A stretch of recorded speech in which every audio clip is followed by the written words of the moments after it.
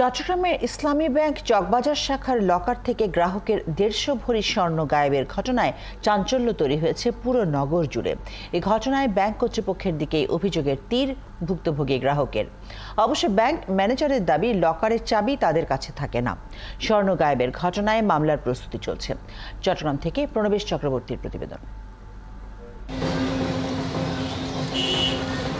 চট্টগ্রামের ইসলামী ব্যাংক চকবাজার শাখার লকারে গচ্ছিত ছিল গ্রাহক রোকেয়া আক্তার বাড়ির ১৬০ ভরি স্বর্ণ ও স্বর্ণালংকার। গত ২৯ মে ব্যাংকে গিয়ে তিনি দেখতে পান লকার খোলা লকারে খুঁজে ১১ ভরি স্বর্ণ পেলেও উধাও ১৪৯ ভরি স্বর্ণ।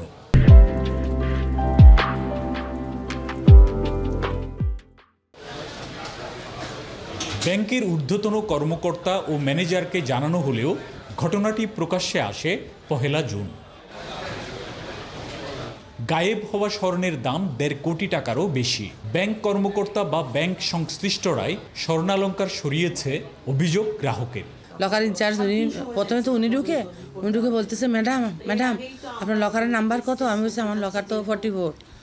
ম্যাডাম আপনার লকার তো খোলা, সামনের দিকে যে গোলগুলা ছিল কিচ্ছু নাই, পিছনের দিকে ৭-৮টা প্যাকেট না, জাস্ট বক্সের মধ্যে রাখি তো ৭-৮টা বক্স, 2টা বক্সের মধ্যে অল্প অল্প গোল্ড পাইছি। তবে লকার থেকে স্বর্ণ গায়েবে নিজেদের সংশ্লিষ্টতা অস্বীকার করেছে ব্যাংক কর্তৃপক্ষ। তাদের দাবি লকারের একটিই চাবি, যা গ্রাহকের কাছেই থাকে। যখন কোনো ক্লায়েন্ট আসেন তার রেজিস্ট্রি আমাদের দালালি কার্যক্রম সম্পাদন করে ওনাকে আমরা লকারে অ্যাক্সেস দিই। উনি ওনার চাবি দিয়ে লকার খুলেন। জি, উনি ওনার চাবি দিয়ে খুলেন। আর আমাদের একটা সমস্ত চেম্বারের একটা মাত্র মাস্টার কি থাকে, সেই মাস্টার কি আমরা হোলে দিলেই আমাদের দিক থেকে আনলক হয়। এরপরে ক্লায়েন্ট তার চাবি দিয়ে ওনার চেম্বারটায়, শুধুমাত্র ওনার চেম্বারটা আনলক করতে পারেন।